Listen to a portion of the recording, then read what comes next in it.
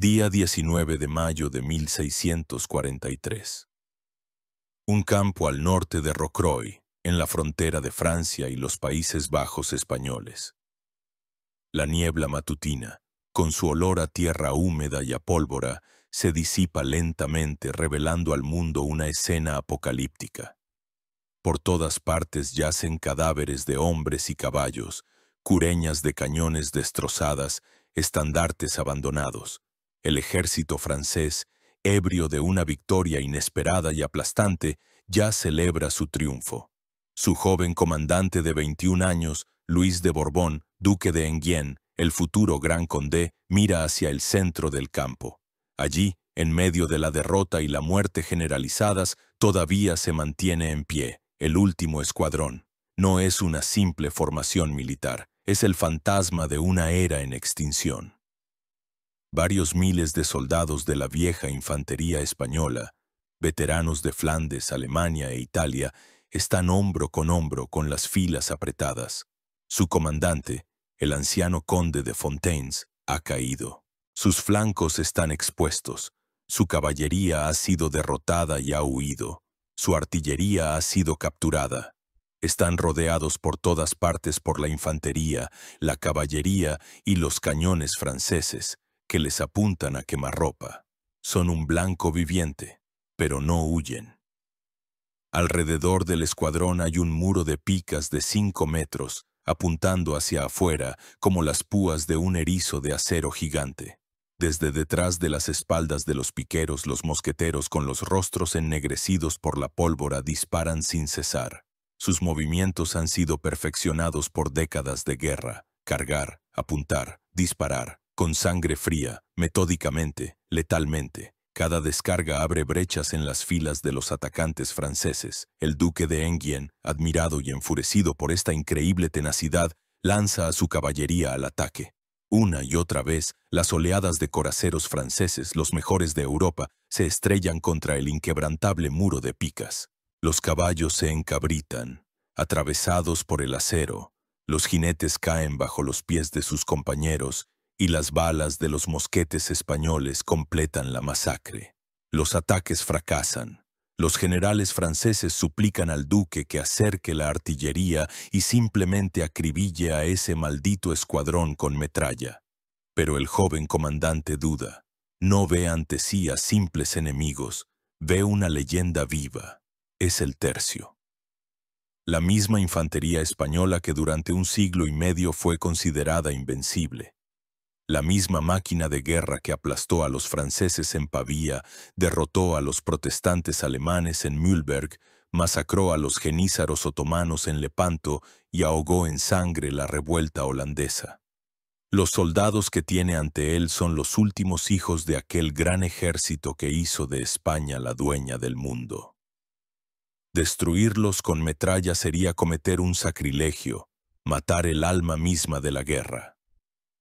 El duque de Enghien se acerca personalmente al escuadrón, ofreciendo una rendición honorable. La respuesta fue una descarga de mosquetes y un grito: «¡Excelencia, somos soldados españoles!».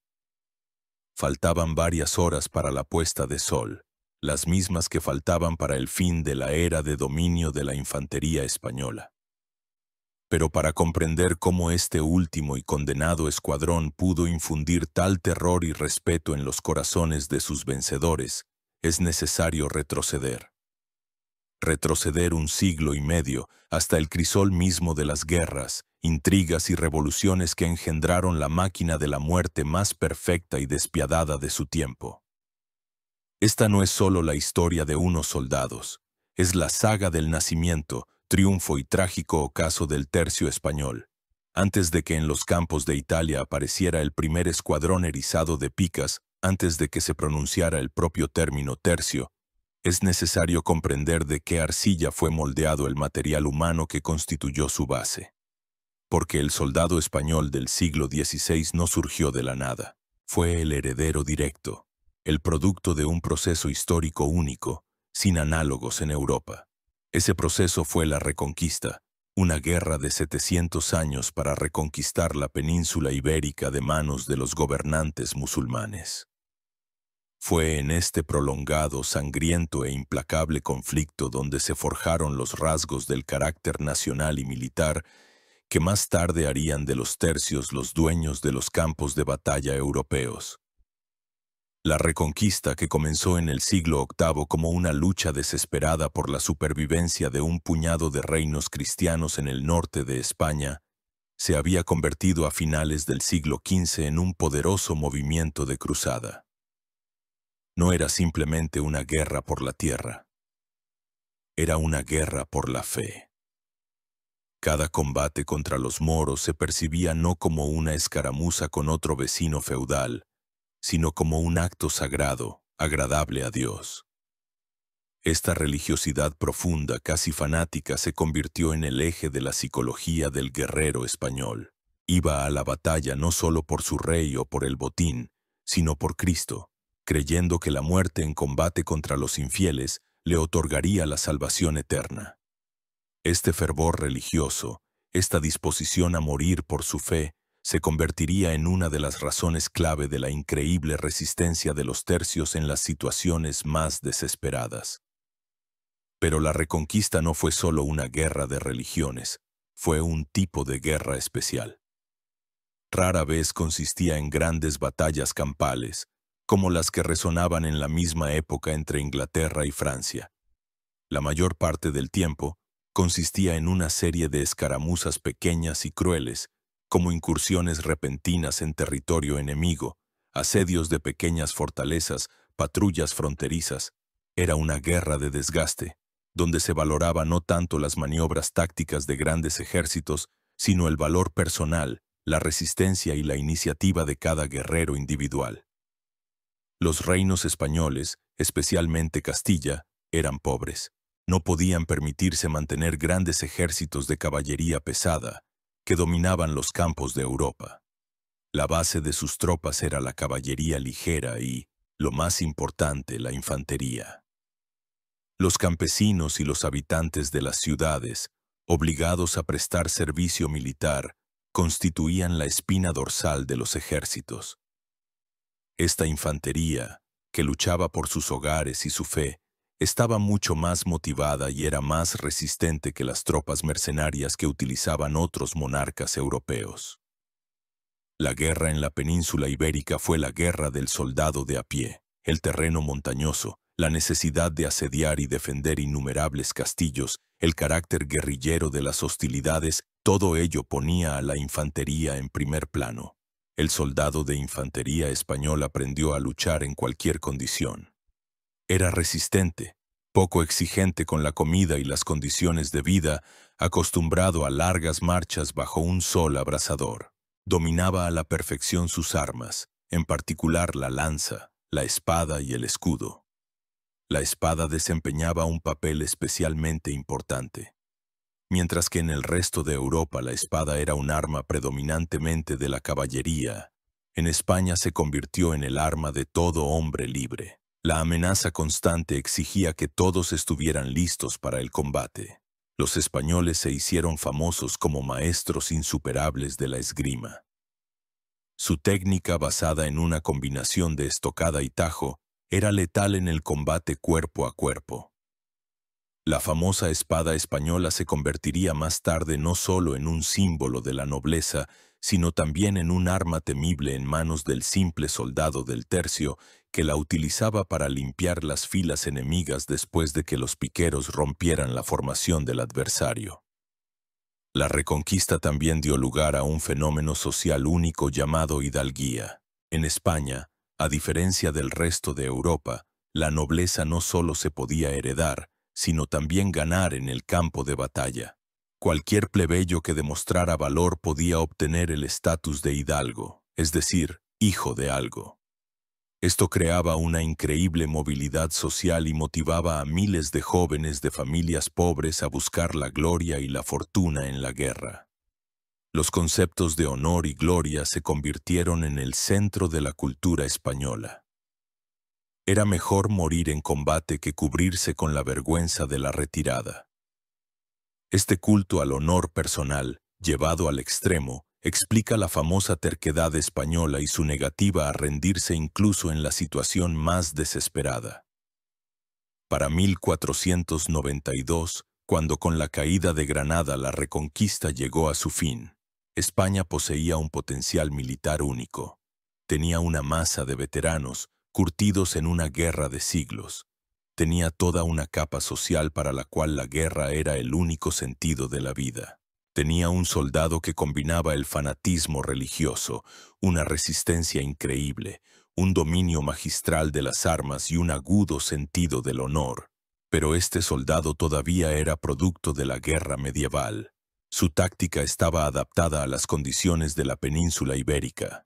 El fin de la Reconquista planteó un nuevo desafío a la España unificada bajo los reyes católicos, Fernando e Isabel. Las ambiciones españolas se extendían ahora más allá de la península, a Italia, donde tendrían que enfrentarse a los mejores ejércitos de la época, los gendarmes franceses y los mercenarios suizos. Los viejos métodos de guerra ya no funcionaban aquí. Se necesitaba una revolución militar.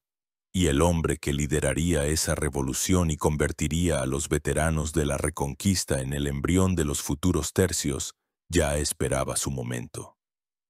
Se llamaba Gonzalo Fernández de Córdoba, y en la historia entraría con el apodo de El Gran Capitán. Y mientras España celebraba el fin de la Reconquista y seguía con asombro los viajes de Colón, el centro de la política mundial se desplazaba rápidamente a Italia.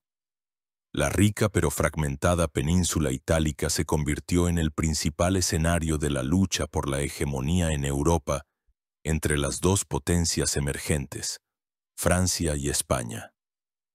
Fue aquí, en los soleados campos de Lombardía y Nápoles, en el crisol de las guerras italianas, donde la infantería española tendría que pasar su bautismo de fuego y transformarse de una milicia medieval en el ejército más moderno y letal de su tiempo. En 1494, el rey francés Carlos VIII, reclamando sus derechos dinásticos sobre el reino de Nápoles, invadió Italia al frente de un ejército enorme y magníficamente equipado. Su fuerza de choque eran dos máquinas de guerra consideradas invencibles en ese momento. La primera era la caballería pesada, los famosos gendarmes franceses, cubiertos de armadura completa y armados con largas lanzas. La segunda, y la más temible, era la infantería mercenaria suiza. Los suizos que luchaban en densas columnas batallones, armados con largas picas, eran los dueños de los campos de batalla europeos. Su embestida incontenible barría todo a su paso. Además de todo esto, los franceses poseían la artillería de campaña más moderna, capaz de destruir fácilmente las murallas de las fortalezas medievales. España, unida a Nápoles por lazos dinásticos, no podía permanecer al margen. Fernando e Isabel enviaron a Italia un cuerpo expedicionario para detener a los franceses. El mando de este cuerpo fue asignado a Gonzalo Fernández de Córdoba. Este fue un hombre cuyo nombre se convirtió en sinónimo de revolución militar. Gonzalo de Córdoba era un veterano de la Guerra de Granada, un comandante experimentado, pero al principio, como todo el ejército español, actuaba a la antigua. En su primera gran batalla contra los franceses, en Seminara en 1495, sufrió una aplastante derrota. Su caballería ligera y su infantería desorganizada fueron simplemente barridas por el ataque de los gendarmes franceses y los suizos. Esta derrota fue una lección cruel pero inestimable para Córdoba. Comprendió que los viejos métodos, eficaces contra los moros en las montañas de Granada, eran absolutamente inútiles contra los ejércitos europeos modernos. Se necesitaban reformas radicales. Fue entonces, analizando las causas de su derrota, cuando el gran capitán comenzó a sentar las bases de la futura táctica de los tercios. Se dio cuenta de varias cosas clave. En primer lugar, contra la caballería pesada y las densas columnas de piqueros, la infantería debía estar organizada y disciplinada. Comenzó a formar con sus soldados unidades permanentes, llamadas compañías, que se entrenaban y luchaban juntas, fomentando un sentimiento de camaradería. En segundo lugar, comprendió que la pica sola, el arma principal de los suizos, no era una panacea. Se necesitaba una combinación de armas defensivas y ofensivas, y aquí Córdoba dio un golpe de genio. Decidió combinar en una misma formación a la infantería española tradicional, armada con espadas cortas y escudos, con piqueros y, lo más revolucionario, con soldados armados con armas de fuego, los arcabuces. El arcabuz en esa época era todavía un arma primitiva, de carga lenta e imprecisa. La mayoría de los generales lo consideraban más bien un medio auxiliar, útil en los asedios, pero Córdoba vio en él un enorme potencial.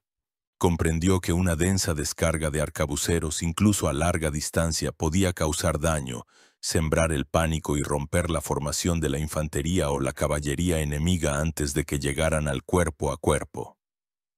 La tercera innovación de Córdoba fue el uso activo de fortificaciones de campaña. Aprendió a construir rápidamente terraplenes y fosos, convirtiendo sus posiciones en verdaderas fortalezas. Detrás de estas fortificaciones, sus arcabuceros podían disparar tranquilamente al enemigo atacante, estando a salvo. El gran capitán aplicó triunfalmente su nueva táctica en la batalla de Ceriñola en 1503. Situó a su ejército en una colina, fortificándola con un foso y un terraplén. Al frente colocó a sus arcabuceros, y detrás de ellos a los piqueros y espadachines. Cuando el ejército francés, confiado en su superioridad, lanzó el ataque, se encontró bajo el fuego graneado de los arcabuces españoles. Los gendarmes franceses y los piqueros suizos sufrieron enormes pérdidas. Su formación se rompió. Y cuando finalmente llegaron a las posiciones españolas, se encontraron con un foso y un muro de acero de picas. En ese momento, Córdoba lanzó un contraataque con su infantería y la derrota de los franceses fue total. La batalla de Ceriñola se convirtió en la primera batalla de la historia ganada gracias al papel decisivo de las armas de fuego de mano. Unos meses más tarde, Córdoba consolidó su éxito en la batalla del río Garellano. Aquí demostró otra cualidad que se convertiría en el sello distintivo de los comandantes españoles: la capacidad para maniobras no convencionales y la astucia. En las durísimas condiciones invernales, demostrando maravillas de la ingeniería, tendió un puente de pontones y lanzó un ataque por sorpresa contra el desprevenido ejército francés, poniéndolo en fuga. Las victorias de Gonzalo de Córdoba en Italia tuvieron el efecto de una bomba. No solo derrotó a los franceses, destruyó el mito de la invencibilidad de la infantería suiza y los gendarmes franceses. Creó un nuevo tipo de ejército basado en la interacción de piqueros y tiradores, en la disciplina, la táctica flexible y el uso activo de fortificaciones de campaña. Estas formaciones que creó aún no se llamaban tercios, se llamaban coronelías. Pero su estructura y táctica ya contenían todos los elementos clave de la futura máquina de la muerte española. El gran capitán había creado el plano. Solo quedaba perfeccionarlo, estandarizarlo y convertirlo en un sistema único y bien engrasado. Esta tarea recaería en la siguiente generación de monarcas y generales españoles, que heredarían de él no solo un ejército victorioso, sino la receta para el dominio militar durante el próximo siglo y medio. Las victorias del gran capitán en Italia sentaron las bases, pero para convertir las innovaciones tácticas en una ventaja estratégica a largo plazo, se necesitaba un sistema. Un ejército compuesto por cuerpos expedicionarios temporales no podía asegurar a España una presencia militar permanente en sus crecientes posesiones europeas. Se necesitaba un ejército profesional y permanente, con una organización, jerarquía y táctica estandarizadas. Y así, 3 décadas después de las batallas de Ceriñola y Garellano, bajo el nieto de los reyes católicos, el emperador del Sacro Imperio Romano Germánico, Carlos V, este plan se hizo realidad. La transición de las coronelías temporales a los tercios permanentes no fue un acto instantáneo, sino un proceso gradual. Pero la fecha clave, que se considera el día oficial del nacimiento de los tercios, es el año 1534, aunque algunos historiadores citan 1536. Fue entonces cuando se emitió una ordenanza real que reorganizaba las tropas españolas en Italia. Según este decreto se crearon los 3 primeros tercios, que recibieron sus nombres según su lugar de acantonamiento, el de Lombardía, el de Sicilia y el de Nápoles. Más tarde se les añadiría el de Cerdeña. Estos 4 tercios serían conocidos como los tercios viejos, los regimientos más prestigiosos y afamados del ejército español. El propio término tercio, que significa una tercera parte, sigue siendo objeto de debate entre los historiadores. Existen varias versiones sobre su origen. Según una, el nombre proviene de los 3.000 soldados que originalmente debían componer su plantilla. Según otra, refleja los 3 tipos de infantería que lo componían: piqueros, arcabuceros y espadachines, aunque estos últimos ya estaban perdiendo importancia como unidad separada. La tercera versión, la más probable, sostiene que el nombre se dio por analogía con las legiones romanas, donde tertia era una de las denominaciones estándar de una legión. Esto subrayaba la continuidad y el carácter imperial del nuevo ejército español. Sea como fuere, la ordenanza de 1534 creó una organización militar única en su estructura y eficacia. El tercio no era un simple regimiento. Era un pequeño ejército autónomo, capaz de operar de forma independiente. Su plantilla teórica era de unos 3.000 hombres, aunque en la práctica, debido a las bajas y los problemas de reclutamiento, rara vez superaba los 1.500 o 2.000 soldados. Al frente del tercio se encontraba el maestre de campo, nombrado personalmente por el rey. No era un simple coronel, sino un verdadero general, con un enorme poder militar, administrativo y judicial sobre su unidad. Era responsable de todo, desde la táctica en el campo de batalla hasta el suministro y el pago de la soldada. Su principal ayudante era el sargento mayor. Esta era una figura clave en el tercio. Era responsable del entrenamiento de combate, la instrucción, la organización de las marchas y los campamentos, así como de la formación del orden de batalla antes del combate. Era el cerebro y el principal táctico del tercio a nivel operativo. El tercio se dividía en 10 o 12 compañías, cada una comandada por un capitán. Los capitanes eran la espina dorsal del cuerpo de oficiales, a menudo veteranos experimentados que habían ascendido desde la tropa. Al capitán le ayudaban un alférez, que portaba el estandarte de la compañía, y un sargento, responsable de la disciplina y el entrenamiento de los soldados de la compañía. Las compañías dentro del tercio no eran homogéneas. Se dividían en 2 tipos principales: compañías de piqueros y compañías de arcabuceros.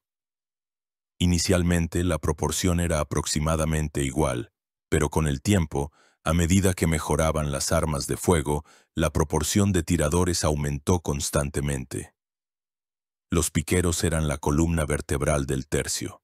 Estaban armados con una larga pica, de 3 a 5 metros y medio, y para el combate cuerpo a cuerpo tenían una espada y una daga. Su equipo defensivo consistía en un casco morrión y una coraza, a veces con escarcelas. Su tarea era crear una barrera defensiva inexpugnable contra la caballería y la infantería enemiga, así como asestar el golpe decisivo en el ataque. Los arcabuceros eran la fuerza de choque del tercio a distancia. Su arma, el arcabuz, era un fusil de mecha pesado, pero su bala a corta distancia perforaba la mayoría de las armaduras. Además del arcabuz, tenían una espada para la autodefensa. Los arcabuceros apenas llevaban armadura, lo que los hacía más móviles. Más tarde, a mediados del siglo XVI, se introdujo un arma más potente y de mayor alcance: el mosquete. Los mosqueteros se convirtieron en la élite de los tiradores. Su arma era tan pesada que para disparar se necesitaba un soporte especial, una horquilla, pero a cambio, La bala de mosquete perforaba absolutamente cualquier armadura. La genialidad del sistema de los tercios no residía solo en la combinación de diferentes tipos de tropas, sino también en su formación táctica en el campo de batalla. La formación de combate clásica del tercio era el llamado escuadrón de tierra. Era un enorme cuadro de piqueros, en cuyo centro se encontraban los portaestandartes y el Estado Mayor. Los piqueros de las primeras filas mantenían las picas caladas, creando un muro de acero impenetrable, mientras que las filas traseras sostenían las picas en posición vertical, protegiendo a la unidad de las flechas y los ataques de caballería desde arriba. Los arcabuceros y mosqueteros no se situaban dentro de este cuadro. Formaban unidades móviles separadas, las llamadas mangas, que se colocaban en las esquinas del cuadro principal de piqueros. Esta disposición recordaba a un bastión de fortaleza, y no era una coincidencia. El tercio en el campo de batalla era, en esencia, una fortaleza andante.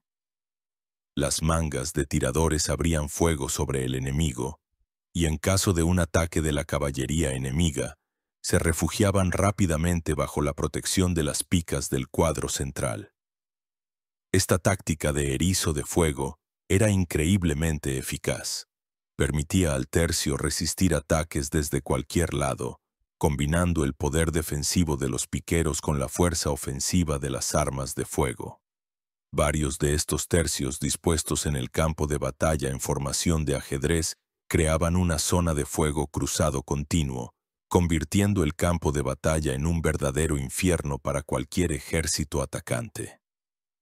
Este sistema complejo pero flexible exigía de los soldados una disciplina y una coordinación altísimas. Años de instrucción convertían al tercio en un organismo único, donde cada soldado conocía su lugar y su maniobra.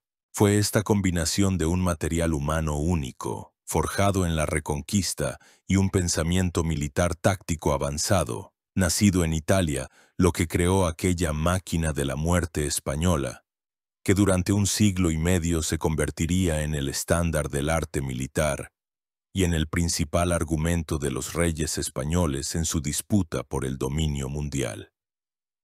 Detrás de la genial táctica, de las cifras secas de las ordenanzas y de los sonoros nombres de las batallas, se encontraba el elemento principal del tercio, su alma viva y su fuerza de trabajo, el simple soldado español.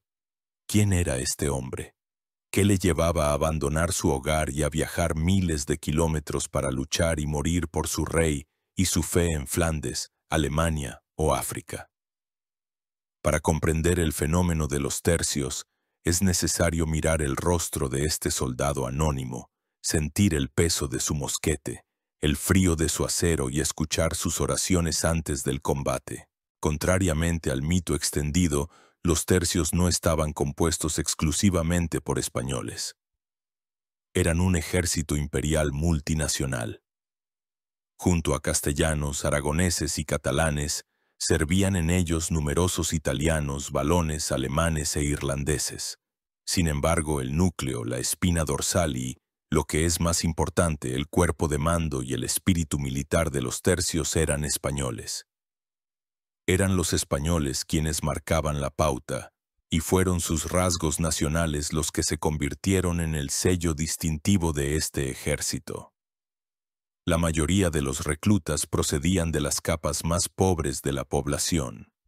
Eran campesinos de las tierras pobres y resecas de Castilla y Extremadura, para quienes el servicio militar era la única oportunidad de escapar de una miseria sin esperanza. Eran artesanos urbanos, hidalgos arruinados, aventureros de todo tipo. Les atraía no tanto el alto salario, que se pagaba de forma muy irregular, como la posibilidad de obtener un rico botín de guerra, hacer carrera y, quizás, ganarse un título nobiliario. El alistamiento en un tercio era voluntario. Se abrían oficinas de reclutamiento por toda España. Los capitanes que habían recibido una patente del rey reclutaban sus propias compañías prometiendo a los novatos gloria y fortuna. El joven recluta, Al alistarse, recibía un anticipo y emprendía un largo y peligroso viaje hasta el lugar de acantonamiento de su tercio en Italia o Flandes. La visión del mundo del soldado del tercio se basaba en tres pilares: Dios, el rey y el honor. La religiosidad era profunda y sincera. Se veían a sí mismos como guerreros de Cristo, defensores de la fe católica contra los herejes protestantes en el norte y los musulmanes otomanos en el sur. Antes de cada batalla, el ejército rezaba. Los sacerdotes eran una parte integral de cada unidad. Este fanatismo religioso les daba una fuerza de espíritu increíble y justificaba a sus ojos cualquier crueldad hacia los enemigos de la fe. La lealtad al monarca era absoluta. El rey de España era para ellos no solo un señor feudal, sino el ungido de Dios, el símbolo de la unidad y el poder del imperio español. Servir al rey era un deber sagrado. Incluso durante los famosos motines por la falta de pago, los soldados nunca se levantaron contra el rey como tal, sino solo contra sus malos consejeros o generales negligentes. El concepto de honor era, quizás, el más importante. El honor se entendía de dos maneras. Estaba el honor personal, el honor del hidalgo, que exigía al soldado valentía, fidelidad a su palabra y la disposición a morir antes que deshonrarse con la cobardía. Pero también estaba el honor colectivo, el honor de la compañía, el honor del tercio. Entregar la bandera de su compañía se consideraba la mayor de las deshonras, peor que la muerte. Era este agudo sentido del honor corporativo lo que les hacía luchar hasta la muerte, como en Rocroi, incluso cuando todo estaba perdido. La apariencia del soldado del tercio se convirtió en un icono de su tiempo. Sus atributos inseparables eran el casco, Chashev Segoeto Bil Morión, un casco con una cresta alta y alas curvadas, o el capacete, un casco más simple de forma cónica. Protegían perfectamente de los tajos y de las flechas o balas que venían de arriba. En cuanto a la armadura, solo los oficiales de más alto rango llevaban una armadura completa. El piquero de a pie estaba protegido por una coraza, es decir, un peto y un espaldar, y a veces por escarcelas. Los tiradores arcabuceros, por lo general, no llevaban armadura para mantener la movilidad, aunque a veces podían llevar chaquetas de cuero. Sus armas eran la pica, el arma principal del piquero, un asta de fresno de hasta 5,5 metros de largo con una punta de acero, el arcabuz o mosquete, el arma de fuego del tirador, que venía con una polvorera para la carga principal, un frasco con pólvora fina para el cebo, mechas y una bolsa con balas, y la espada, el arma obligatoria de todo soldado. Chashev Segoeto Belaznamenita Espaga, perfectamente adecuada para las estocadas en las rendijas de las armaduras o en las filas de los combatientes. En la marcha, llevaban espadas más cortas y anchas. El proceso de carga de un arma de fuego constaba de 12 e incluso de 42 órdenes separadas y requería una habilidad increíble. La vida del soldado del tercio era una sucesión de marchas agotadoras, asedios largos y aburridos, batallas crueles y períodos de inactividad, llenos de borracheras, juegos de azar y peleas. La disciplina era férrea. La más mínima falta, desde el robo hasta la desobediencia, era castigada con dureza, desde los azotes hasta la pena de muerte por ahorcamiento o fusilamiento, conocido como arcabuceo. Se les alimentaba escasamente. La ración del soldado consistía principalmente en galletas de pan, llamadas bizcocho, carne salada, queso y vino. A menudo, el suministro se interrumpía y los soldados tenían que saquear a la población local para alimentarse. Pero había otro lado en esta vida, un increíble sentimiento de camaradería. Los soldados de una misma compañía vivían, luchaban y morían juntos. Eran una familia el uno para el otro. Este espíritu de hermandad, sellado con sangre y privaciones compartidas, fue una de las principales razones de su alta capacidad de combate. El veterano, o soldado viejo, gozaba de un enorme respeto. Era el portador de las tradiciones, el maestro de los novatos y un ejemplo vivo de valor. Este hombre, fanáticamente religioso, desesperadamente valiente, obsesionado con el honor, resistente y letal, era el engranaje del que estaba compuesta la maquinaria militar española. Fueron su carne y su acero, su fe y su furia, los que durante un siglo y medio decidirían el destino de reyes y reinos en los sangrientos campos de Europa. El comienzo del siglo XVI fue una época de titanes. En el escenario político europeo se enfrentaron tres figuras gigantescas: Francisco I, rey de Francia; Solimán el Magnífico, sultán del Imperio Otomano; y un joven gobernante de la dinastía de los Habsburgo, destinado a reunir bajo su mano un imperio que superaría en tamaño al de Carlomagno. Se llamaba Carlos. Era rey de España, duque de Borgoña, señor de los Países Bajos, archiduque de Austria y finalmente, desde 1519, emperador del Sacro Imperio Romano Germánico. Su imperio fue el primer estado de la historia del que se dijo con justicia que en él nunca se ponía el sol. Pero este gigantesco mosaico de tierras y pueblos no era una fuente de fuerza, sino un constante dolor de cabeza. El imperio de Carlos V estaba rodeado de enemigos. Al oeste se encontraba su eterno rival, Francia. Al este y en el Mediterráneo, el imperio otomano avanzaba inexorablemente. En el corazón mismo de sus dominios alemanes ardía el fuego de la reforma y las guerras de religión. Para mantener esta estructura que se resquebrajaba, Carlos necesitaba una herramienta, fiable, universal y letal. Esa herramienta fueron los tercios españoles.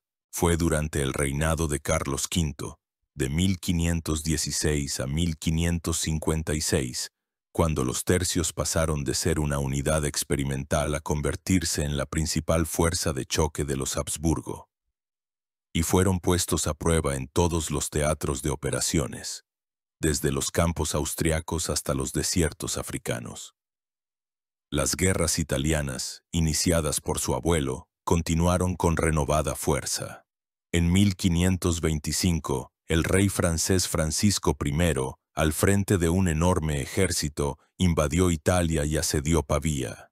En auxilio de la guarnición sitiada acudió un ejército imperial, cuyo núcleo estaba formado por varios miles de veteranos españoles, ya organizados según el principio de los tercios, y contingentes de lansquenetes alemanes. La batalla de Pavía se convirtió en un ejemplo clásico de la superioridad de la nueva táctica española. Los franceses, confiando en el poder de su caballería pesada, lanzaron a sus gendarmes a un ataque frontal, pero se toparon con el fuego graneado de 3000 arcabuceros españoles bajo el mando del marqués de Pescara.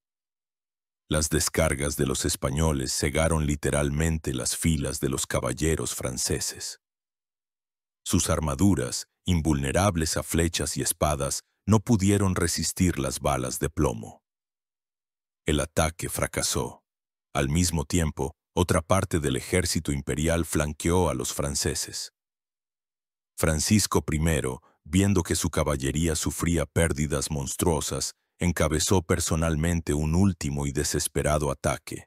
Pero su caballo fue abatido y él mismo, rodeado por soldados de infantería españoles, se vio obligado a rendirse. La captura de un rey en el campo de batalla fue una humillación sin precedentes para Francia y el mayor triunfo para Carlos V.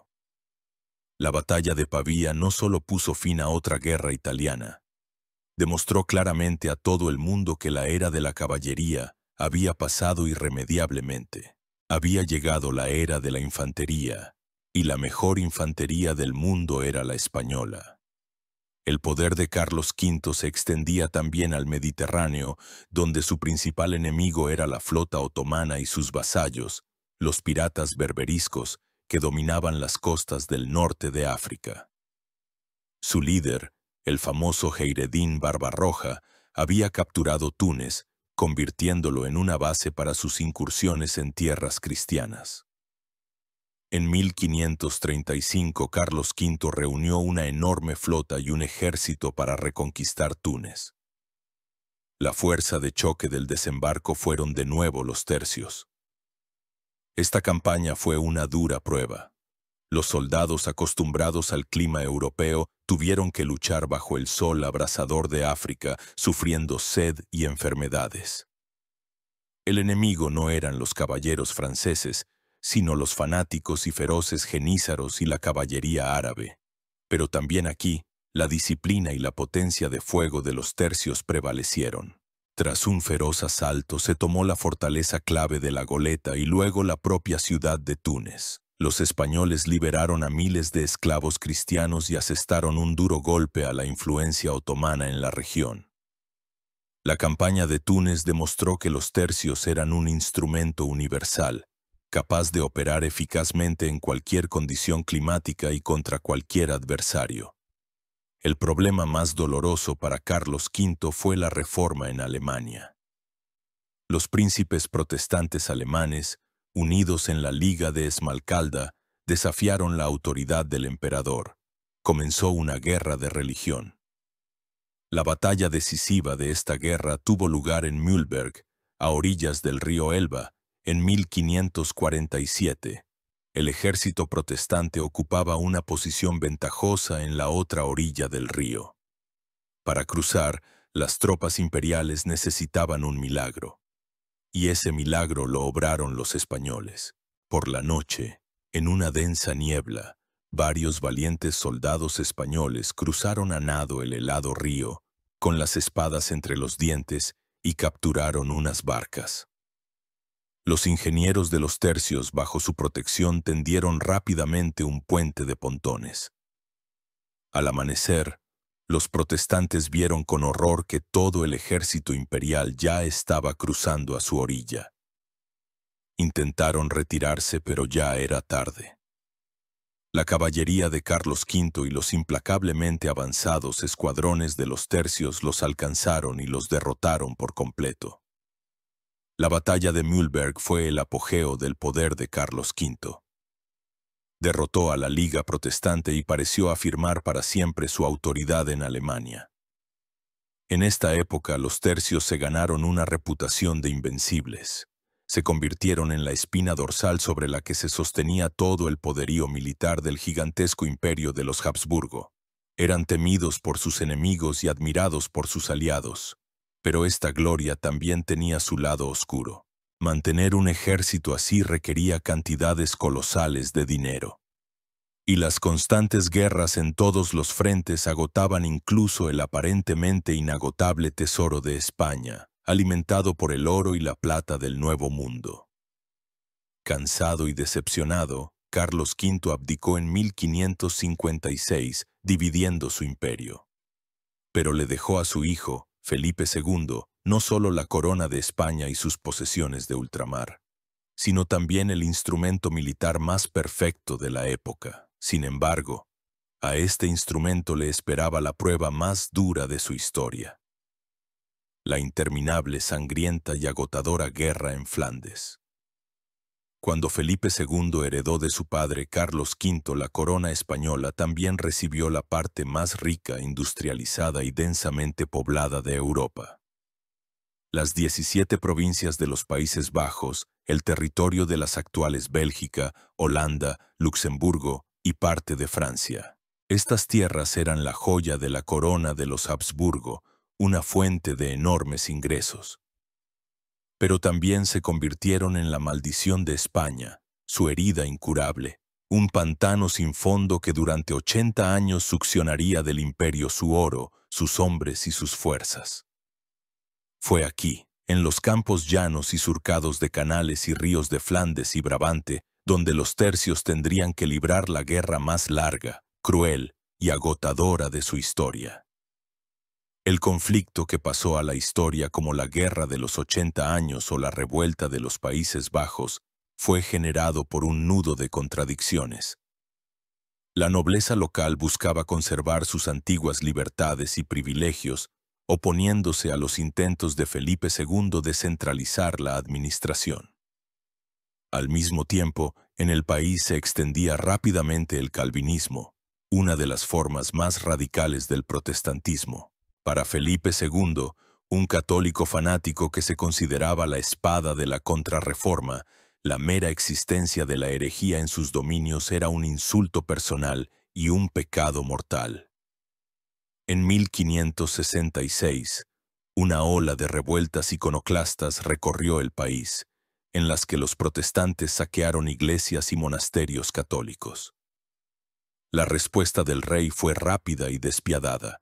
Para sofocar la rebelión, se envió a Flandes un ejército selecto bajo el mando de uno de los generales más severos e inflexibles de España, Fernando Álvarez de Toledo, duque de Alba, apodado el Duque de Hierro. El núcleo de su ejército eran 4 tercios viejos, trasladados desde Italia.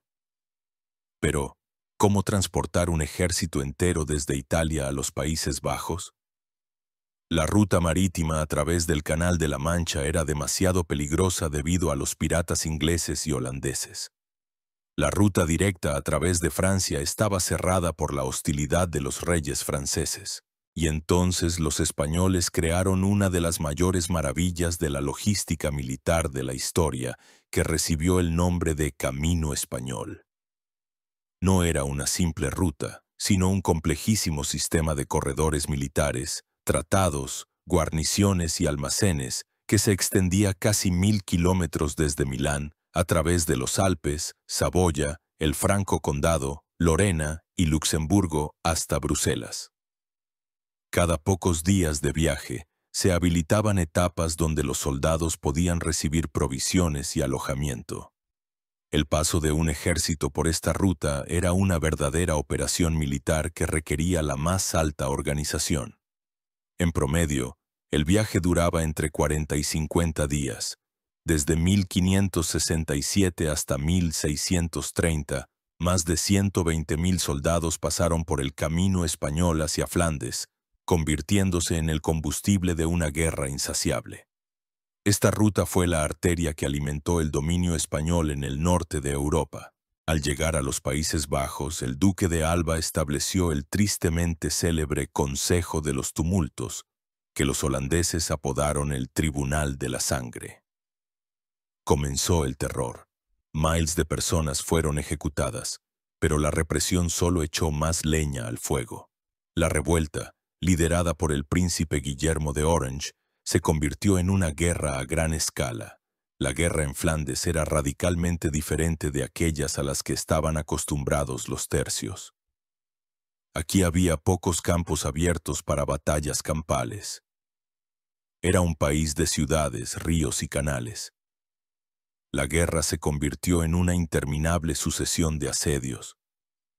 Los holandeses, aprovechando las características de su terreno, inundaban zonas enteras, convirtiéndolas en pantanos intransitables. Se convirtieron en maestros de la fortificación, construyendo complejos baluartes de tierra contra los cuales los métodos de asalto tradicionales eran ineficaces. Los tercios se vieron obligados a adaptarse. Se convirtieron no solo en infantería, sino en soldados universales. Aprendieron a llevar a cabo las más complejas labores de asedio, como cavar trincheras, construir contrafortificaciones y colocar minas. Los ingenieros militares españoles se convirtieron en los mejores de Europa. Asedios como el de Haarlem de 1572 a 73 o el de Amberes de 1584 a 85 se convirtieron en épicos enfrentamientos de meses que exigían a los soldados una paciencia, resistencia y habilidades de ingeniería increíbles. Pero incluso en estas condiciones, los tercios demostraron en repetidas ocasiones su superioridad en las batallas campales. En la batalla de Mook en 1574 y en la de Gembloux en 1578, derrotaron por completo a los ejércitos de los rebeldes holandeses y sus mercenarios alemanes. El escuadrón español seguía siendo una fortaleza inexpugnable, y la disciplina y la experiencia de los veteranos prevalecían sobre la superioridad numérica del enemigo. La guerra dio lugar a toda una pléyade de destacados generales españoles. Después del cruel pero ineficaz duque de Alba, el ejército fue liderado por el más flexible y diplomático Alejandro Farnesio, duque de Parma. No solo fue un brillante táctico que logró reconquistar para los rebeldes toda la parte sur de los Países Bajos, la actual Bélgica, sino también un hábil político que logró dividir la unidad de las provincias. Sus sucesores, como Ambrosio Spínola, un banquero genovés al servicio de España, continuaron su obra. El asedio de Ostende por Spínola, de 1601 a 1604, se convirtió en uno de los episodios más sangrientos y famosos de la guerra. Pero a pesar de todas las victorias y las ciudades capturadas, los españoles nunca lograron doblegar por completo la resistencia de las provincias del norte, es decir, Holanda. La guerra en Flandes se convirtió para España en lo que más tarde Vietnam sería para Estados Unidos o Afganistán para la URSS. Fue una escuela de guerra donde los tercios perfeccionaron su arte, pero también fue un abismo sin fondo que consumió las mejores fuerzas del país. Agotó el tesoro, condujo a constantes bancarrotas de la corona y, como consecuencia, a la peor enfermedad interna de los tercios: los motines de soldados. El nudo flamenco que España intentaba cortar con la espada se apretaba cada vez más, asfixiando lentamente al propio imperio. En la brillante fachada de la gloria militar de los tercios siempre hubo una grieta oscura y fea, que periódicamente se abría, convirtiéndose en un abismo dispuesto a engullir tanto al ejército como al propio imperio. El nombre de esta grieta era simple: dinero, o más bien, su ausencia crónica. La paradoja del imperio español consistía en que, siendo la potencia más rica del mundo, recibiendo flotas enteras de plata de América, se encontraba casi constantemente al borde de la bancarrota, y la principal víctima de esta insolvencia financiera era el simple soldado del tercio. El soldado, al alistarse, firmaba un contrato con la corona. Se le debía un salario regular, que dependía de su rango y tipo de tropa, ya que un piquero ganaba menos que un mosquetero. Sin embargo, el sistema de pago era increíblemente engorroso y corrupto.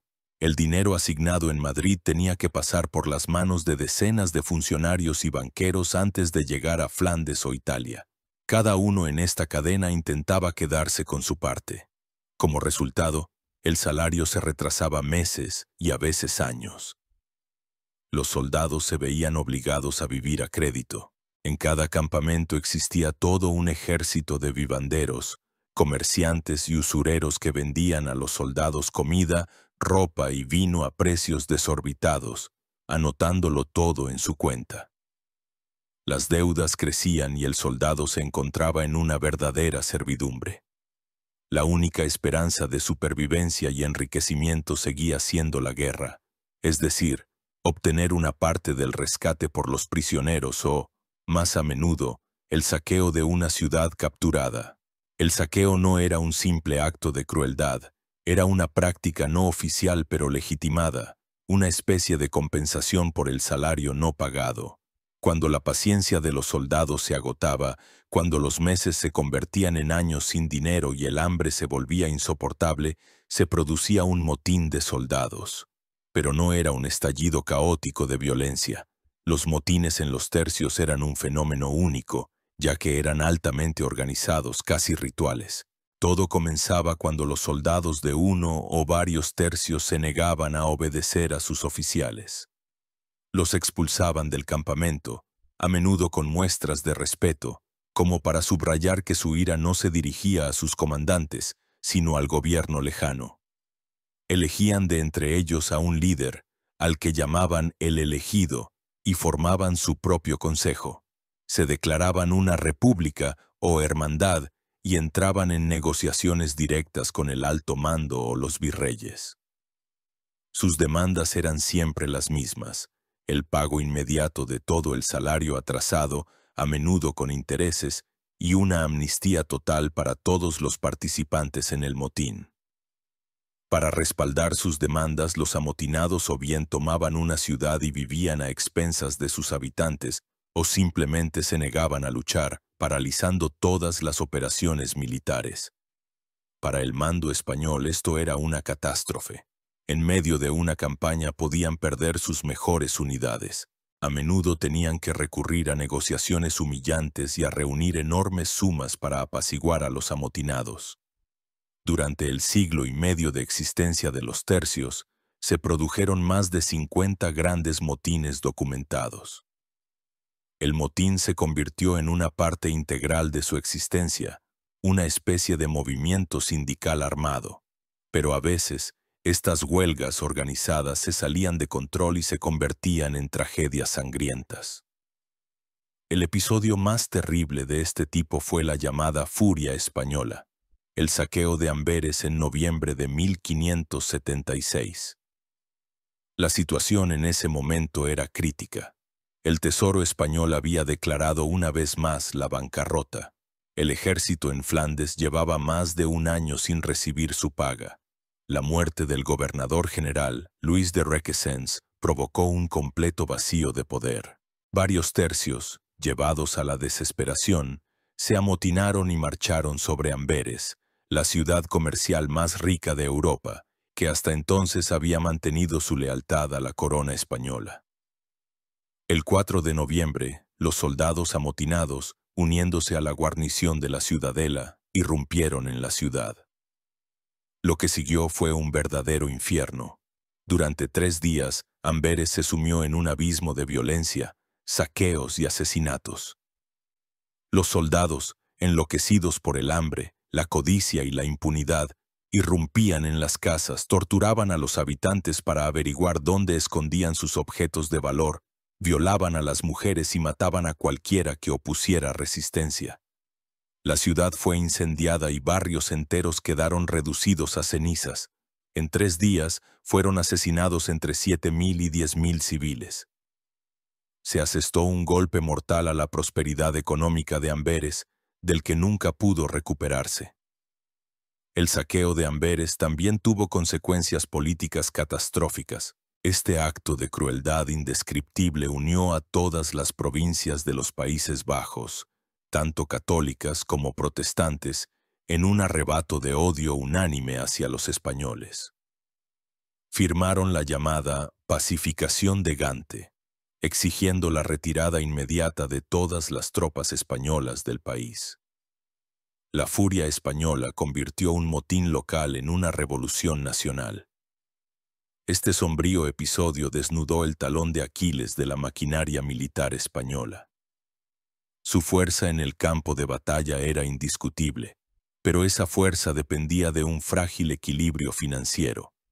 Cuando éste se rompía, los soldados invencibles se convertían en una horda incontrolable de merodeadores, causando a su propio imperio un daño mayor que cualquier enemigo. La sombra de la furia española se cernió durante mucho tiempo sobre la reputación de los tercios, haciendo de su nombre un sinónimo no solo de valor, sino también de una crueldad bárbara. A principios del siglo XVII, parecía que la era heroica de los tercios se acercaba a su fin. La interminable guerra en Flandes agotaba sus fuerzas, y el pensamiento militar en Europa no se detenía. Pero fue en ese momento cuando la historia brindó a la infantería española la oportunidad de proclamar una vez más, a voz en grito, su superioridad y de escribir una de las páginas más gloriosas de sus anales. Esa oportunidad fue la Guerra de los 30 años, el conflicto más terrible y destructivo de la historia de Europa hasta el siglo XX, que duró de 1618 a 1648. La guerra comenzó con la rebelión de los protestantes checos contra el dominio de los Habsburgo. En 1618, arrojaron ostentosamente por una ventana del castillo de Praga a los gobernadores imperiales, en lo que pasó a la historia como la Defenestración de Praga, y eligieron como su rey al elector Federico V del Palatinado, líder de los protestantes alemanes. El emperador del Sacro Imperio Romano Germánico, Fernando II, de la rama austriaca de los Habsburgo, se encontró en una situación desesperada. Su propio ejército era débil y los rebeldes amenazaban la propia Viena, y entonces pidió ayuda a su primo, el rey de España Felipe III. España no podía permanecer al margen. La derrota de los Habsburgo austriacos habría significado el colapso de todo su sistema de dominio en Europa y el fortalecimiento de sus enemigos protestantes. Desde Flandes e Italia se enviaron en ayuda del emperador las mejores fuerzas, incluidos varios tercios de élite españoles y valones bajo el mando de generales experimentados. El clímax de la fase bohemia de la guerra llegó el 8 de noviembre de 1620 a las afueras de Praga, en la Montaña Blanca. Aquí, el ejército combinado de la Liga Católica, compuesto por imperiales, bávaros y españoles, se enfrentó al ejército de los rebeldes checos. Los checos ocupaban una posición defensiva ventajosa en la cima de una colina. Eran más numerosos y estaban seguros de que los imperiales no se atreverían a atacar de frente. Pero el comandante del ejército católico, el conde de Tilly, tras algunas dudas, dio la orden de avanzar. La vanguardia del ejército imperial, su ariete de acero, eran los tercios españoles. Bajo una lluvia de balas de la artillería y los mosquetes checos, sufriendo bajas, avanzaron lenta pero inexorablemente, como una avalancha, ladera arriba. Su disciplina de hierro y su sangre fría bajo el fuego causaron una impresión desmoralizadora en los checos. Cuando los tercios se encontraron con las primeras líneas de la infantería checa, se produjo el punto de inflexión. El poderoso empuje de los piqueros apoyado por el fuego de los mosqueteros rompió la formación de los rebeldes. Por la brecha abierta se lanzó la caballería de Tilly. El ejército checo vaciló y huyó. La batalla, que debería haber sido un combate largo y reñido, se convirtió en una masacre. En menos de 2 horas el ejército de los protestantes checos dejó de existir. El camino a Praga estaba abierto. La victoria en la Montaña Blanca tuvo consecuencias colosales. La rebelión checa fue ahogada en sangre. El rey Federico V, apodado el Rey de Invierno por su breve reinado, huyó. Los Habsburgo restauraron su poder en Bohemia. Pero lo más importante fue que la batalla confirmó una vez más las insuperables cualidades de combate de los tercios. En una batalla campal abierta, seguían sin tener rival. Su reputación, algo empañada en las trincheras de Flandes, volvió a brillar con todo su esplendor. En los años siguientes de la Guerra de los 30 años, los tercios continuaron desempeñando un papel clave. Lucharon en Alemania, ayudando a los imperiales a derrotar a los ejércitos de los príncipes protestantes. Operaron en el Palatinado, la tierra natal del depuesto Federico V. En 1625, el gran Ambrosio Spínola, tras un largo asedio, tomó la fortaleza holandesa clave de Breda. Este evento, inmortalizado en el famoso cuadro de Diego Velázquez La rendición de Breda, se convirtió en uno de los últimos grandes triunfos de las armas españolas en Flandes. En este período, la década de 1620, el poder militar de los Habsburgo pareció alcanzar su cenit. Parecía que la victoria de la causa católica en Europa estaba decidida. En la base de este poder se encontraba la inquebrantable resistencia del soldado español y la perfección táctica de los tercios. Sin embargo, los enemigos de España no dormían. Los éxitos de los Habsburgo alarmaron a otras potencias europeas, y pronto, en los campos de Alemania, los tercios tendrían que enfrentarse a un nuevo y más temible adversario. Era un ejército creado por un genio militar que traía consigo una nueva táctica y una nueva filosofía de la guerra. En el norte de Europa ascendía la estrella del rey sueco Gustavo II Adolfo, y su enfrentamiento con la maquinaria militar española cambiaría para siempre la faz de la guerra. El cenit de la gloria fue brillante pero breve. En el horizonte ya se acumulaban las nubes del inminente ocaso. Mientras los Habsburgo celebraban la victoria en la Montaña Blanca y parecían estar a un paso del dominio total en Alemania, en el norte de Europa crecía una potencia destinada a desafiar la hegemonía española y a revolucionar el arte de la guerra. Esa potencia era el Reino de Suecia, bajo el gobierno de uno de los más grandes generales de la historia, el rey Gustavo II Adolfo, apodado el León del Norte. Su invasión de Alemania en 1630 fue un punto de inflexión en la Guerra de los 30 años y la primera prueba seria para el sistema de los tercios en 100 años. Gustavo Adolfo creó un ejército de nuevo tipo. No era un ejército mercenario, sino un ejército nacional de reclutas unido por la fe luterana y el patriotismo, pero su principal innovación fue la táctica. Estudió detenidamente la experiencia de los holandeses, pero fue mucho más allá. Sus reformas estaban dirigidas a lograr dos objetivos principales: la máxima potencia de fuego y la máxima movilidad. El ejército de Gustavo Adolfo era la antítesis de la pesada y lenta maquinaria militar española. En lugar de los profundos y densos escuadrones de los tercios, los suecos se formaban en delgadas líneas, de solo 6 a 10 filas de profundidad. Esto permitía emplear simultáneamente a un número mucho mayor de mosqueteros y crear una densidad de fuego sin precedentes. Gustavo Adolfo introdujo los cartuchos de papel estandarizados, que aceleraban considerablemente el proceso de carga del mosquete. Perfeccionó la técnica de la descarga por salvas, en la que las filas disparaban por turnos, asegurando un fuego continuo.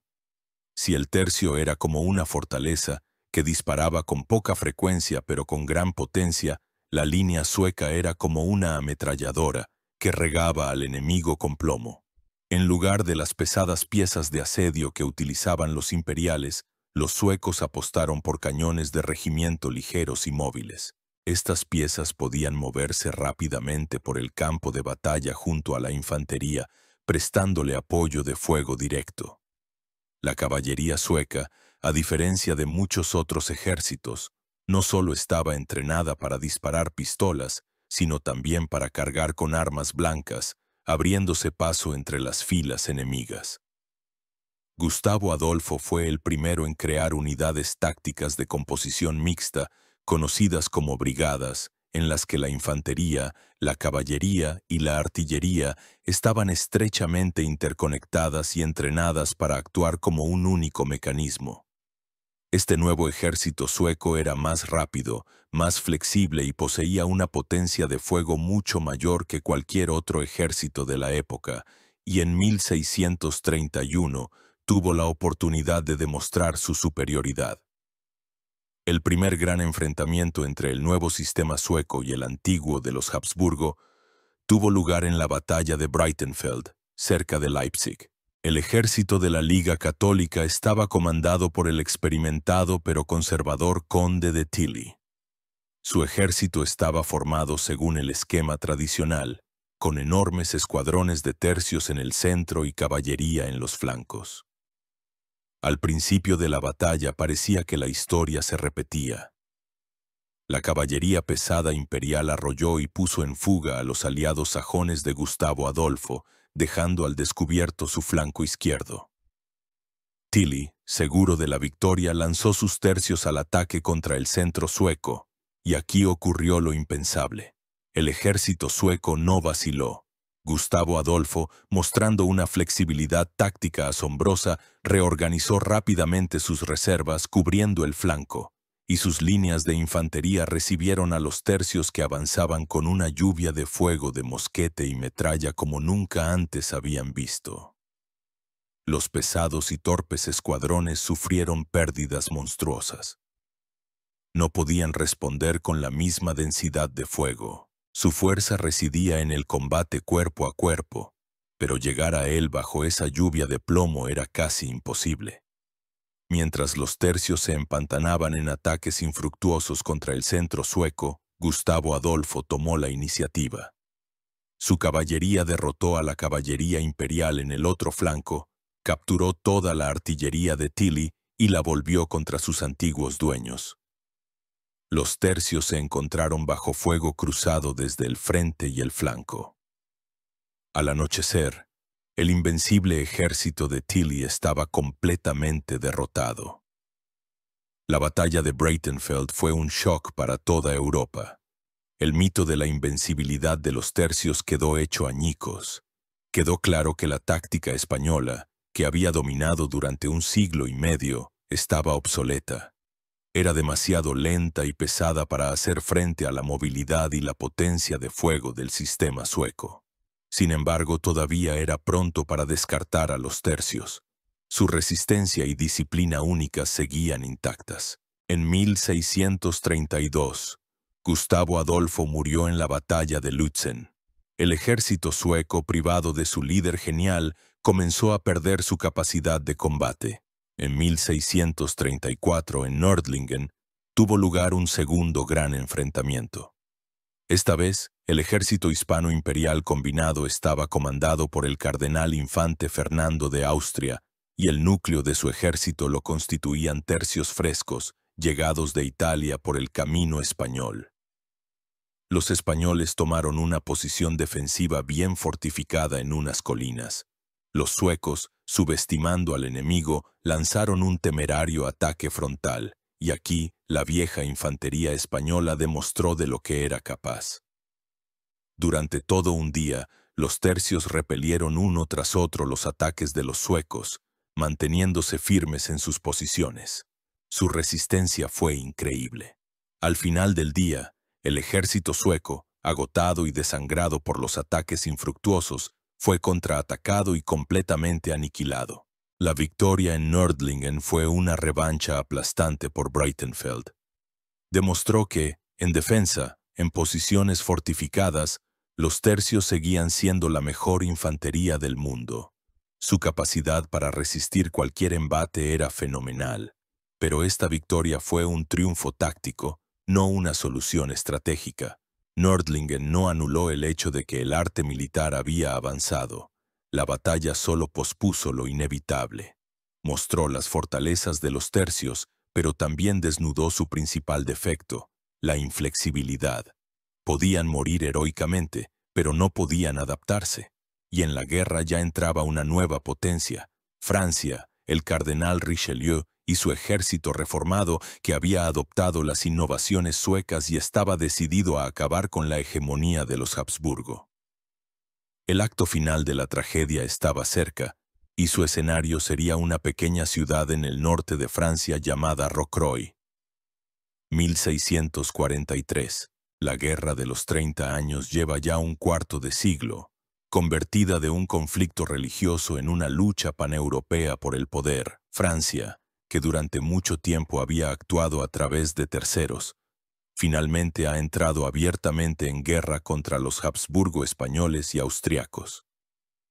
En el trono español se sienta Felipe IV, y su primer ministro, el conde duque de Olivares, intenta desesperadamente mantener un imperio en desmoronamiento, desgarrado por las guerras, las rebeliones en Cataluña y Portugal y un agotamiento económico total. A pesar de todas las dificultades, el ejército español en Flandes sigue siendo una fuerza temible. En la primavera de 1643, el comandante español don Francisco de Melo decide asestar un golpe a Francia y asedia la pequeña pero estratégicamente importante fortaleza de Rocroi. Confía en el éxito. Su ejército cuenta con unos 27.000 hombres, y su núcleo lo componen 5 tercios españoles y 2 italianos, un total de unos 8.000 veteranos, considerados la mejor infantería del mundo. Hacia él avanza un ejército francés, numéricamente inferior al español. Su comandante, el duque de Enghien, tiene solo 21 años. Para él, es su primer mando independiente. Muchos en el campamento español lo miran con desdén, viéndolo solo como un joven inexperto. Fue su error fatal. De Melo dispuso su ejército en una llanura abierta frente a Rocroi, formándolo en el orden tradicional español. En el centro, como un muro inexpugnable, se encontraban los escuadrones de los tercios. En los flancos, la caballería compuesta por españoles, italianos y alemanes. La posición parecía impecable. El duque de Enghien, evaluando la disposición del enemigo, toma la audaz decisión de atacar de inmediato, sin esperar la llegada de refuerzos españoles. Forma su ejército según el nuevo modelo lineal, tomado de los suecos, apostando por la movilidad y la potencia de fuego. La noche antes de la batalla fue tensa. Los franceses se preparaban para el ataque. En el campamento español reinaba la autoconfianza. No habían perdido una gran batalla campal contra los franceses en más de 100 años. No dudaban de que, una vez más, sus invencibles tercios barrerían al enemigo. Al amanecer del 19 de mayo, la batalla comenzó con un duelo de artillería. Y entonces, el duque de Enghien encabezó personalmente la carga de la caballería francesa en el flanco derecho. El ataque fue tan rápido y feroz que la caballería española de ese flanco, compuesta principalmente por valones, vaciló y huyó. Al mismo tiempo, en el flanco izquierdo francés, la situación era diferente. La caballería española, bajo el mando del experimentado conde de Isenburg, atacó y arrolló a la francesa, amenazando con llegar a la retaguardia de todo el ejército de Enghien. Llegó el momento crítico de la batalla. Y aquí, el joven duque francés demostró su genio. En lugar de correr en ayuda de su flanco izquierdo, realiza una maniobra increíble. Reuniendo a su victoriosa caballería del flanco derecho, no persiguió al enemigo en fuga, sino que la giró y la condujo rodeando todo el centro español, a través de la retaguardia enemiga en ayuda de su ala izquierda en apuros. Esta maniobra decidió el resultado de la batalla. La caballería francesa golpeó la retaguardia de los jinetes españoles de Isenburg, justo cuando estos se habían lanzado a la persecución. Atrapada entre dos fuegos, la caballería española fue completamente aniquilada. A mediodía, el resultado de la batalla estaba claro. Toda la caballería española había huido del campo de batalla. Toda la artillería había sido capturada. En el centro del campo, en completo cerco, solo quedaban ellos, 8 tercios, la infantería española e italiana. Fue aquí donde comenzó la parte de la batalla que pasó a la leyenda. Abandonados sin apoyo, rodeados por todas partes, los veteranos no vacilaron. Apretaron sus filas, convirtiéndose en 5 enormes escuadrones erizados de picas y mosquetes. Comenzó la aniquilación metódica. La caballería francesa, envalentonada por la victoria, cargó una y otra vez, pero cada vez se retiró, sufriendo enormes pérdidas. Los escuadrones se mantuvieron firmes como rocas, regando a los atacantes con plomo. El duque de Enghien, admirado por su valor, les ofreció 3 veces una rendición honorable. Cada vez, la respuesta fue una descarga de mosquetes. Viendo que los escuadrones no podían ser tomados con cargas de caballería, los franceses trajeron la artillería española capturada y comenzaron a disparar a los tercios a quemarropa con metralla. Ya no era una batalla, era una carnicería. Las balas de cañón y la metralla cegaban filas enteras, pero los supervivientes cerraban filas y seguían luchando. Solo cuando la mayoría de los soldados y todos sus comandantes estaban muertos o heridos, cuando las municiones se agotaron y de los otrora poderosos escuadrones solo quedaban pequeños y ensangrentados grupos de hombres. Cesó la resistencia. El último de los tercios, el de Albuquerque, aceptó deponer las armas, pero solo con la condición de que abandonarían el campo de batalla con sus banderas desplegadas y sus armas en la mano, como invictos. El duque de Enghien, conmovido por su valor, aceptó. La batalla de Rocroi fue el fin de una era. El ejército español en Flandes perdió la flor y nata de su infantería. Murieron o fueron hechos prisioneros unos 10.000 hombres y se capturaron todas las banderas y toda la artillería. No fue solo una derrota militar. Fue un golpe devastador para el prestigio y la moral de la monarquía española. El mito de la invencibilidad de los tercios quedó definitivamente destruido. Rocroi demostró que la táctica de los tercios, basada en una defensa inquebrantable y en la resistencia, era impotente frente a la nueva guerra móvil, basada en la interacción de todas las armas y en una potencia de fuego abrumadora. El león español era viejo y torpe. En su lugar surgieron depredadores jóvenes y agresivos. Los tercios como unidad organizativa sobrevivirían unas décadas más, pero su dominio había llegado a su fin. Su última batalla en Rocroi fue su mayor derrota, pero al mismo tiempo, su mayor triunfo moral. Murieron, pero no se rindieron. Se marcharon con el alma invicta, dejando tras de sí una leyenda de coraje, resistencia y honor que sobreviviría tanto a los reyes franceses como al propio imperio español. Tras la catástrofe de Rocroi, la historia de los tercios como fuerza militar dominante llegó a su fin. En 1704, en plena Guerra de Sucesión Española, el rey Felipe V, de origen francés, abolió definitivamente el sistema de tercios, reorganizando el ejército español según el modelo francés, en regimientos. La propia palabra tercio desapareció de las ordenanzas militares, convirtiéndose en parte de la historia. Parecía que la gran maquinaria militar que había aterrorizado a Europa había sido enviada definitivamente al archivo. Pero el legado de los tercios resultó ser mucho más duradero que ellos mismos. Su larga y severa sombra se proyectó sobre toda la historia militar posterior, y su espíritu continuó vivo en la cultura y la conciencia de España y del mundo entero. Aunque la táctica de los tercios quedó obsoleta, muchos de sus principios sentaron las bases de los ejércitos de la Edad Moderna. La propia idea de un ejército profesional y permanente, en lugar de las milicias feudales o las tropas mercenarias temporales, fue en gran medida realizada y popularizada precisamente por los españoles.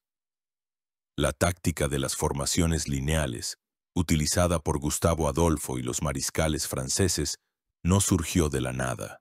Fue un desarrollo evolutivo, una respuesta al desafío planteado por los tercios, la necesidad de combinar el fuego y el arma blanca, la interacción de la infantería y la artillería.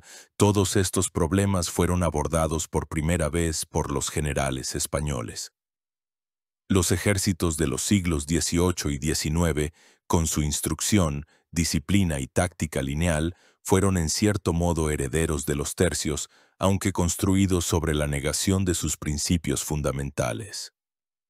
Además, algunas unidades de las Fuerzas Armadas españolas modernas todavía llevan el nombre histórico de tercio. Por ejemplo, la famosa Legión Española, una unidad de élite, se divide estructuralmente en tercios, rindiendo homenaje a sus grandes predecesores. Pero quizás aún más importante fue la influencia cultural de los tercios. Crearon el arquetipo del soldado español, orgulloso, severo, fanáticamente leal a su fe y a su rey, obsesionado con el honor y dispuesto a morir antes que retroceder. Esta imagen encontró su reflejo en la gran literatura del siglo de oro español. Miguel de Cervantes, él mismo un exsoldado que luchó en Lepanto, infundió muchos rasgos de este carácter en su inmortal Don Quijote. Las obras de Lope de Vega y Calderón de la Barca están llenas de imágenes de capitanes valientes y nobles. Incluso en su manifestación negativa, los tercios dejaron su huella. En los países protestantes, especialmente en los Países Bajos e Inglaterra, se convirtieron en un símbolo del fanatismo católico, la crueldad y la tiranía. La leyenda negra sobre las atrocidades españolas, nacida en gran parte después de la furia española en Amberes, definió durante siglos la imagen de España a los ojos del norte de Europa. La historia de los tercios no es simplemente la historia de una formación militar. Es la saga trágica del auge y la caída de un gran imperio, contada a través del destino de sus soldados. Los tercios fueron a la vez el instrumento de la creación de este imperio y la causa de su agotamiento. Fueron producto del espíritu español único, pero sus constantes guerras y motines acabaron por desangrar a la propia España. Fueron la máquina militar perfecta para su época, pero no supieron adaptarse a un mundo cambiante, convirtiéndose en víctimas de su propia rigidez y conservadurismo. Su historia es un recordatorio eterno de que cualquier sistema, por muy perfecto que sea, está condenado si pierde la capacidad de evolucionar. Hoy, cuando miramos el cuadro de Velázquez, La rendición de Breda, o leemos sobre la última batalla en Rocroi, no vemos a simples soldados con armaduras antiguas. Vemos la encarnación de toda una época de grandes descubrimientos y guerras de religión, una época de fe absoluta y de crueldad absoluta, una época en la que el honor se valoraba más que la vida.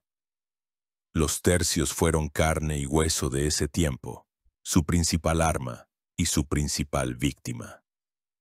Y aunque sus picas hace tiempo que se han podrido, y el sonido de sus mosquetes se ha acallado, la leyenda del muro de acero de la infantería española, que durante 1 siglo y medio se mantuvo firme hasta la muerte en los campos de Europa, sigue viva, provocando tanto terror como admiración.